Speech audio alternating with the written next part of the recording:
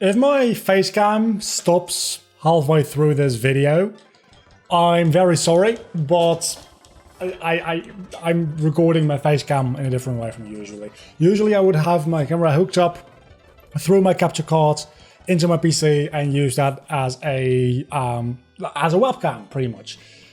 The cable I use for that is a micro HDMI to normal HDMI cable, which I don't have at the moment because my friend needed that to plug in our small HD monitor while filming some stuff. So sadly, I can't do that. I'm now internally recording, but that does mean that if my camera loses power in any way, shape or form, I won't notice.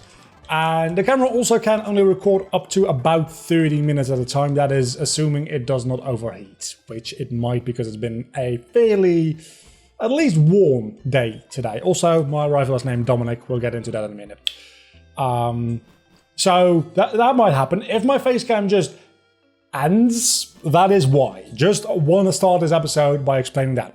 That being said, we are now in Gen 4 of Pokemon Through the Years. It's going to take a while because even though we're on Platinum, the walking speed isn't much better at all in this game. So it's going to take a while getting through this, but this is about as far as we ever got in Pokemon Through the Years when it was a versus format series. I think the farthest we got was Crash Awake, which is the 5th gym in this one. You can, I think, do them out of order to a certain extent. I think you can do it 3rd, you can maybe do it 6th, but you probably can't do a 6th actually. So that is going to be, I'll go at least make it to Crash Awake. I'm also using the speed button quite a lot in this introductory episode because I actually want to get stuff done. So what we're going to start doing here is we're going to pick our starter. I'm going to pick my starter based on what I want, not on any trainer ID or anything like that. Because this ROM, much like Emerald, has been added to by Dominic, because that's why Barry is named Dominic, just as a thank you, I suppose, to be about as difficult as the last game. But now we have the physical special split, which might benefit me in some cases and might be a huge disadvantage in other cases. Also, I'm mashing the wrong button, so I'm stuck in the same loop over and over and over and over again of dialogue here, I think. Right? Maybe? Maybe there's just a lot of dialogue here. Anyway, so let me pay attention here for a moment. Maybe not? I don't know. So what we're going to be doing in today's episode is we're going to be doing all the introductory stuff in Gen 4. It's not going to be a very exciting episode. I think we might have 1 or 2 captures in this episode. It might be next episode. I can't go over the 30-minute mark for this episode. So the episodes this week and maybe next week are going to be a little bit shorter because of that. I am ordering a new HDMI cable for myself, but I'll need to wait until I get paid in order to actually do that because I'm broke. So we have the Feeling Pokemon Worlds, which is not a very good starter. As a matter of fact, I think that might be literally the worst starter I could have. We could get a Wurmple, which I think we have already had a Beautifly. Or we could get a Turtwig. Wait a second. Wait, that'll be interesting. Oh, never mind. I was going to say, that'll be interesting, right? Because we'll have a Turtwig, but the rival will also have a Turtwig. But he won't because it'll be randomized. But I do like Torterra, like, a lot. So I also have a spreadsheet now. I have a spreadsheet. Dominic made me a spreadsheet based on my Gen 3 save file. I still have all of the Pokemon dead and alive in the box. But I have a spreadsheet with all the Pokemon, species, and nicknames. So I don't have that one open right now because I don't expect to be catching any Pokemon in this episode. But we'll have that to take a look at if I don't know for sure whether or not I caught something. And the same goes for nicknames, because I've been giving nicknames double. I had one Pokemon which I had a double species. I got a Pidgeotto and a Pidgeot. I'm very sorry for that. And of course it starts with a Porygon. If I die here, it doesn't count, right? Nuzlocke hasn't started yet. You might not actually have any damaging moves though, which would be, my god, you don't take any damage, do you? Wow, that is going to be horrible. You might give a lot of experience though, which is going to be really, really, really good. So yeah, I had a Pidgeotto and a Pidgeot. The Pidgeot I actually used in the Elite Four of the last generation. It ended up dying in the Elite Four, and it didn't really help that much to begin with. So it might have actually been more advantageous for me in hindsight to go for the Hoodoo I had as an option there rather than going with Pidgeot. Pidgeot is dead anyway, so we've got a Pidgeotto and a Pidgeot, and we had 2 Caspers, one of which was a Gastly, the other one was a Dusclops, and then we also had 2 Mickeys, one of which was obviously our Raichu, and the other one was Nidoking, I think. That will not be happening anymore in theory. Also, how is Tackle not very effective? You're just a normal type. Oh, conversion 2 changes your typing. I didn't realize that. But it doesn't seem like Porygon-Z actually has any damaging moves, so let's speed through this until you... If you would just remain the Ghost type, you would have probably... Well, it's still not won. It would have taken a long-ass time, but I'll eventually take you out with Struggle if you would end up doing that. But I don't think you have any more nasty plots left, so... That is that. That's 200 experience from our first battle. That might actually get us to level 7. It gets us to level 7. It gets us to level 8. Holy crap. We're level 8 already. That is amazing. I don't know if we actually go to the lake in this version of the game. I never remember what parts, especially early game, are Diamond and Pearl and what parts are Platinum. I always get them mixed up. And I really want to break the curse.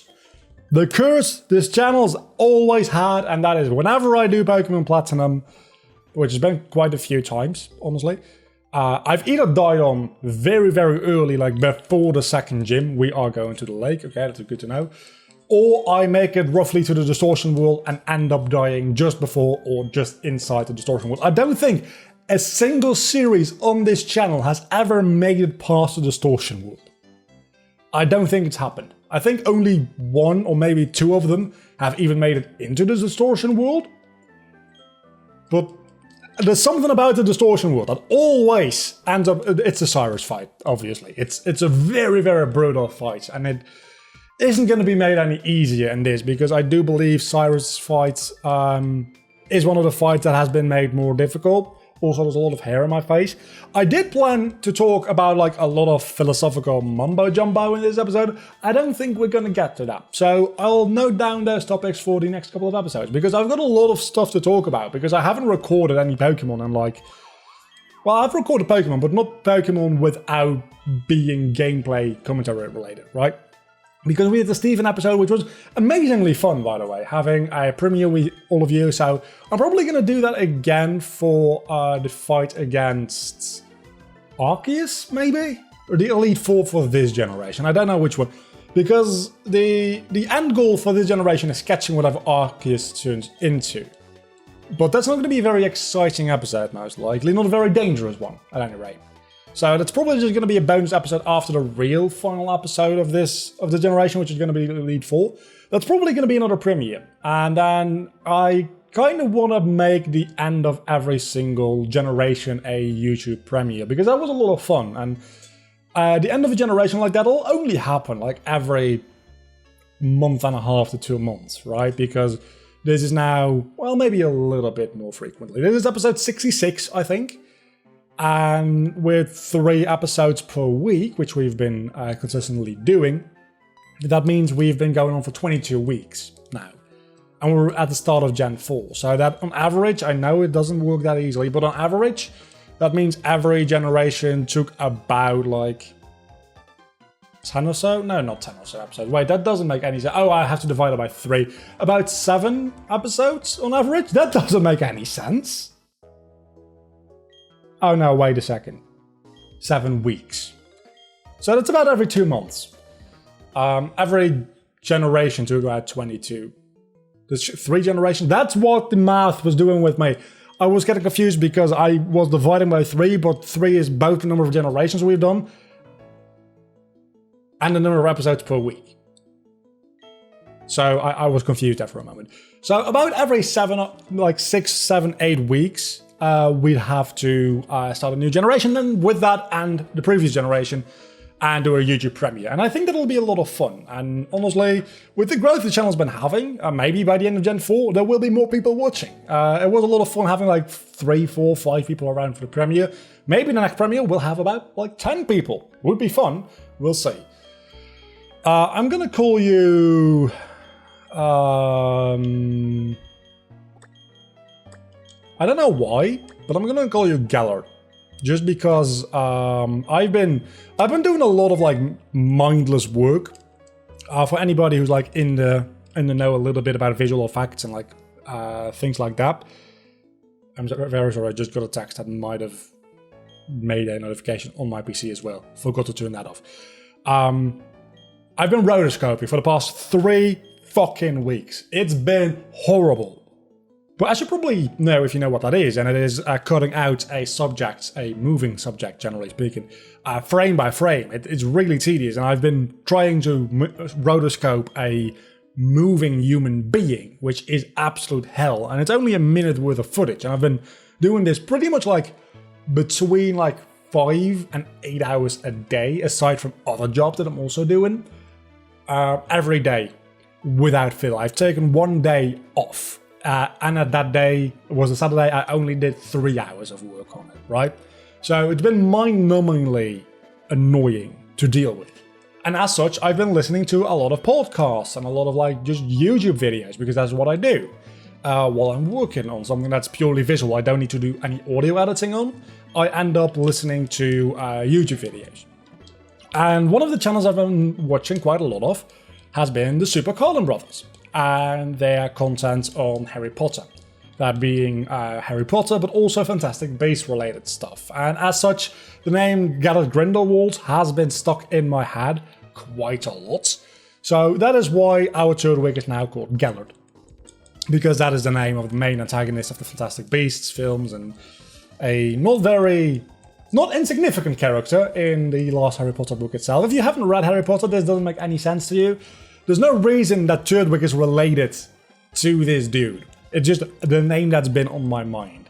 And a name that I also am aware that I don't have in the box yet so far. So, all of that out of the way, I've also been listening to like a lot of podcasts. Did I already mention that? Also, their podcast, the Super Carlin Brothers podcast, but I've also been listening to like a lot of stuff. Dude, in the past 3 weeks, I probably have to go see my mom, right? Yeah, I do. In the past 3 weeks, which is like, the past 20 days, really. 19 days, honestly.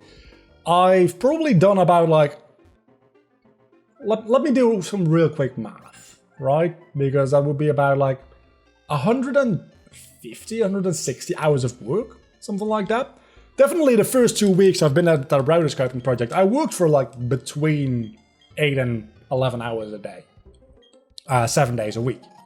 So that would average out about 60 hours for a week. A little bit more maybe, but let's go 60 just to be sure. The second week I did pretty much the same, but I took the Saturday off and only worked for 3 hours. So let's say that's 55. And this week I've been doing a lot of that and also been doing other jobs all the while. During all of this, I've also just have like done normal editing work, aside from what I do for YouTube, right? So I think this week's probably also not a 50-hour week. So that's 60 plus 50 plus 50. Let's go that. So that's 160 hours. Okay. I don't have Pokeballs yet, but that's potentially exciting, but also horrible because I can't catch anything that rare with a Pokeball. So yeah, I've been like hardcore going at it, working for some time now. And the rotoscoping project is almost done. There's only like 3 shots where I only need to do the hand of the person. And it's amazing. After that, it'll be done. I can deliver the final render. I'll probably have to polish up some things based on feedback I get. So, and then I get my money, and that leads then to I can get my new HDMI cable so that I can properly get the facecam back into the overlay. That entire story was building up to why I don't have the cable at the moment, because I'm broke. Also, why I'm recording things so close to the upload date over the past couple of weeks, because this is being recorded. You can't see the time right now. When I get the Pokéatch, you'll be able to see the time. Let's do some catching. This is being recorded like about 10 PM. I like that. I like that. I appreciate getting a cranial dose on the day before it gets uploaded, right? So I haven't finished necessarily, but I was like, I'm not doing any more of this, and I either have to do this tomorrow or today, the recording, because it has to go up tomorrow, right? So I figured let's just do it today.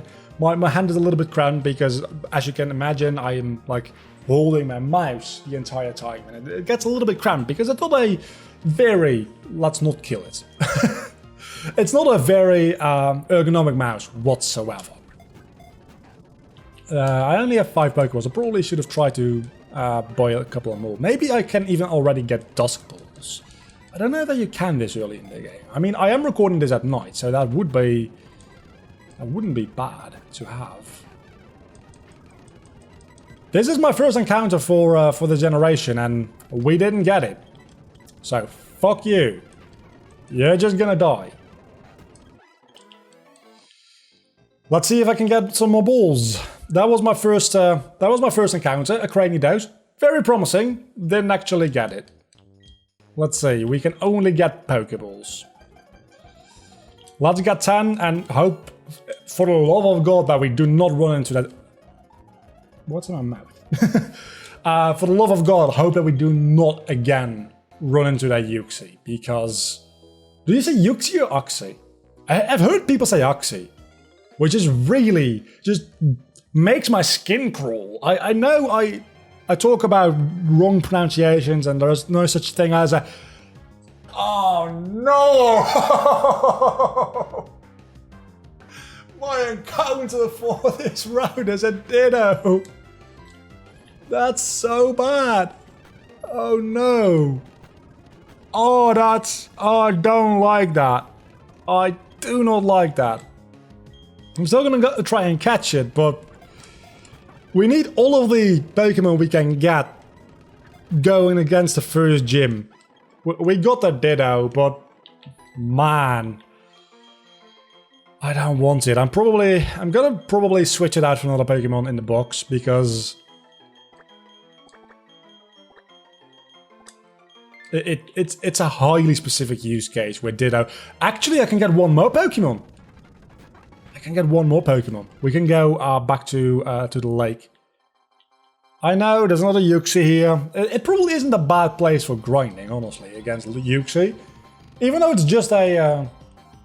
it's not a very powerful legendary Pokemon, but it's still a legendary Pokemon. So I'm expecting it to give a good amount of experience. I mean, if the Porygon Z gave me so much experience at level 5, granted, rather than level 3, Uxie probably is going to give me a decent amount of experience as well.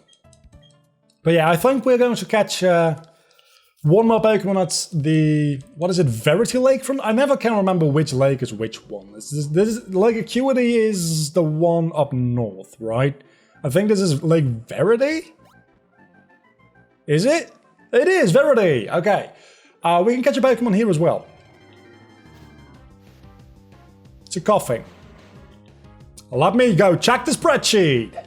Looks like we haven't had a Coughing yet. The reason I think I might have almost mistaken... I haven't selected the emulator. I had it almost mistaken is obviously because by the end of the last generation we faced a Weezing, which really scared me with a... You know what? If you haven't seen the last episode of this series, go back and watch episode 65, because that move that Weezing pulled on me in that battle is legendary. I absolutely love it. It's great. So go ahead and go back and watch that one if you haven't seen it already. I have no doubt that we're going to get this Coughing, by the way. Coughing's catch rate is not that bad. And there we go. What are we going to call this? Because I was going to call it Nuke, just because it's known for exploding, right? Coughing and wheezing do tend to explode a lot. I'm honestly surprised that the wheezing didn't explode on me in that double battle. Which, spoiler, I guess, it didn't explode. But I'm expecting you to have watched it and then come back and don't see this until you've seen that and stuff and things happen. Honestly, I don't know of a better name right at the top of my head, so I'm still going to call you Nuke. I think, if I can find the K, that is. Oh, there it is. Nuke did the coughing. So right now we have Gallet the... I was going to say Torchic, and then Chikorita. Turdwick, almost the same. Blubber the Ditto, which we're going to box like right away. We're not going to have a Ditto on our team right now. And then Nuke the Coughing. Let me go check if the box is actually loaded in properly, because I haven't been able to check that yet. I'm not going to decide right away which Pokemon... These are all the Pokemon we have. They're on Pokédex order at the moment, because that is how they get exported and imported from Pokédex. Also, all of our dead Pokemon are here. As you can see, we've got Remy and Don, Pidgeotto and Pidgeot. We have so many dead Pokemon. And we don't have a lot of alive Pokemon. I guess, by the way, this should have been a Magby and not a Magmar. I didn't evolve you down. I didn't realize that Magby... Probably should have been a Magby starting from Gen 2, right? Is Magby Gen 2 or Gen 3? That has to be Gen 2. But I guess if we get a Magma thing item, I don't know what the item is called anymore. I don't even know how the evolution works in the randomizer. I'll have to look that up. Maybe it's just a Firestone. We can get a Magmortar, which is actually not that bad. Though I don't think he actually gets a base stat total increase. I think his stats just get shuffled, just like with Sizzle, for instance. Sizzle is actually not, strictly speaking, more powerful than Scyther, I think. It's just its stats get shuffled more into speed? Is that it? I don't know. Maybe physical attack. I know Mega Scizor is a really powerful physical attacker. I think that's how it works for Electivire and Magmortar too. Though I don't know for the rest of the Gen 4 evolution. I think for all of them it's just strictly an upgrade. For things like Yanma, I'd fucking hope it's strictly an upgrade, because Yanma by itself is really, really pathetic. That all being said, that was the first episode of Hoenn being done, and we're now in Sinnoh.